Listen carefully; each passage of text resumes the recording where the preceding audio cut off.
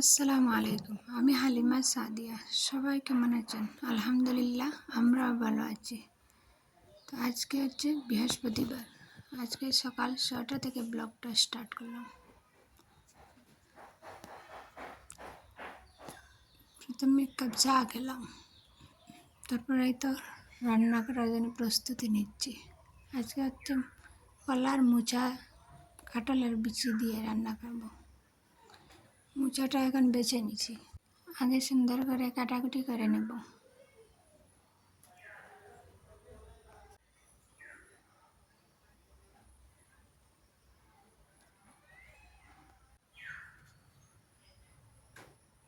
ওগুলো বাছতে একটু টাইম লাগে। এই যে শক্ত ডাঁটাটা, এটাকে ফেলে দিতে হয় এটার ভিতরে, আর এই যে প্লাস্টিকের অংশটা, এটাকে ফেলে দিতে হয়।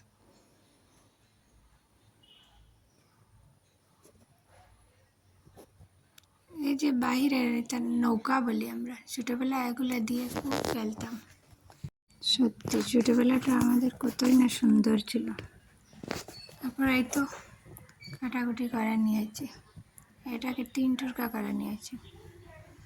কাঁঠাল বিচিটাও কেটে নিয়েছি।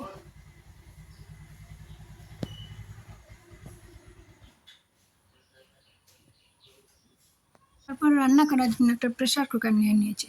প্রেশার কুকারে রান্না করলে কী হয়, তাড়াতাড়ি হয়ে যায়। প্রথমে তেল দিয়ে দিচ্ছি, তারপরে তো পেঁয়াজ রসুনটাও দিয়ে দেবো, দিয়ে একটু নাড়াচাড়া করে প্রথমে লবণ দেব, তারপর একটু হলুদের গুঁড়া দেব। এখানে মোচাটাও দিয়ে দিলাম।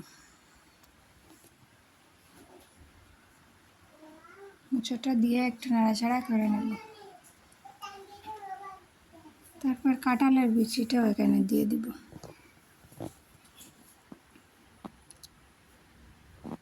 অনেকেই তো অনেকভাবে রান্না করে খায়, একবার এইভাবে রান্না করে খেয়ে দেখবেন, অনেকই মজা হয়।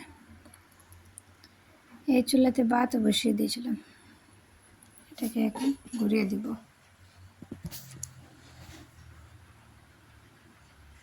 মোচাটাতে একটু জল দিয়ে দিচ্ছি সিদ্ধ হওয়ার জন্য।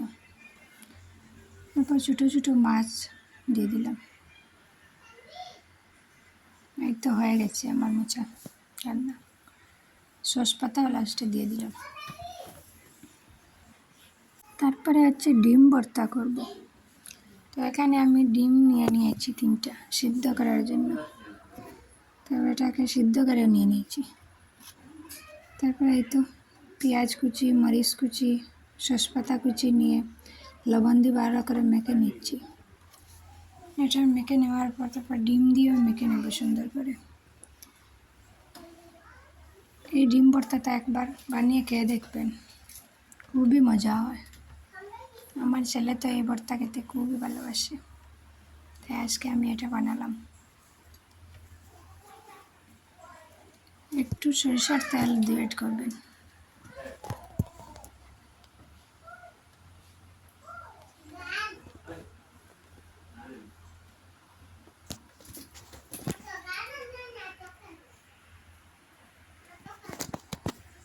ভালো করে মেখে নিতে হবে কুচি কুচি করে।